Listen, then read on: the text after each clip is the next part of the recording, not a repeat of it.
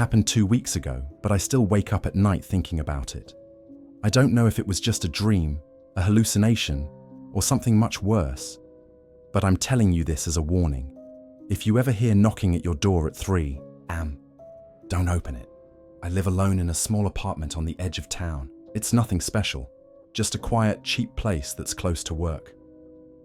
That night, everything felt normal. The streets outside were silent. My neighbors were asleep, and the only sound in my apartment was the quiet hum of my computer. I wasn't tired enough to sleep, so I sat at my desk, scrolling through my phone, lost in mindless browsing. Then I heard it.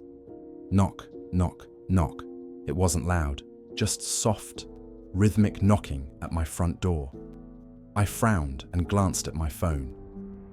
3 a.m. A chill ran down my spine.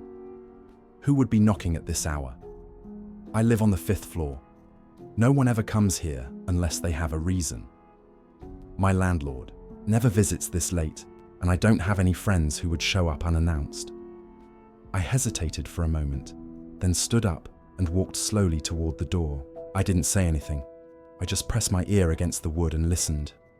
Silence. I exhaled, shaking my head. Maybe I imagined it. Maybe I was just overtired. But then, knock, knock, knock. The same pattern, the same pressure. Someone, or something, was still there.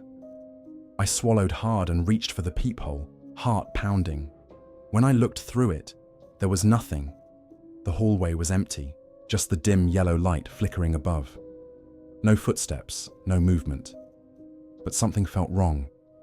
The air looked distorted, like heat waves rising off the pavement on a hot day. Then, just as I was about to step back, knock, knock, knock behind me. I froze. That wasn't possible. My apartment was locked.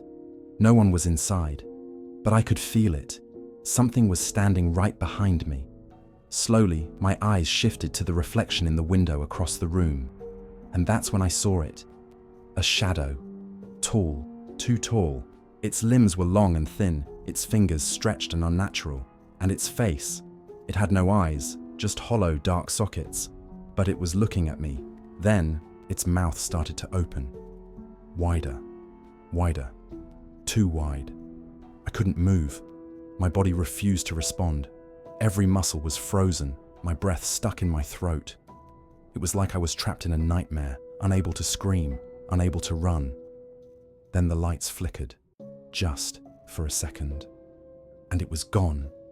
I gasped, stumbling backward, my hands shaking. The room was empty. My apartment was completely silent again, as if nothing had happened. But then I looked at my door. It was slightly open, and just before I slammed it shut, I heard it. A whisper, a voice that wasn't mine. "You let me in."